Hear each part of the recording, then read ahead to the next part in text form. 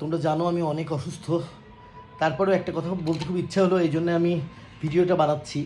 সেটা হচ্ছে আমরা সবাই জানি যে আজকের শিশু আগামী দিনের ভবিষ্যৎ। শিশুদের ভিতরে নিহিত আছে ভবিষ্যতের এমপি, ডাক্তার বা আরও ভাইটাল ভাইটাল বিজ্ঞানী, বিভিন্ন পোস্ট।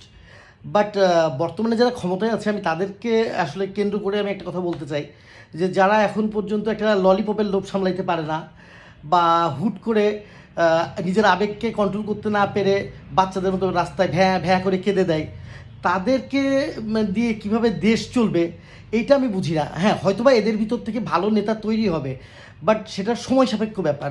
তারা ম্যাচিউরড হোক, তাদের আবেগ কন্ট্রোল করুক, তাদের ক্রিয়েটিভিটি ভিতরে ইনবিল্ট গ্রো করুক, তারপরে তারা দেশ চালাবে। বাট বর্তমান যে পরিস্থিতিতে আছে, এই অবস্থায় থাকলে দেশও থাকবে না, নেতারাও থাকবে না, তোমরাও থাকবে না, আর আমি তো অসুস্থ, আমি তো মরছি।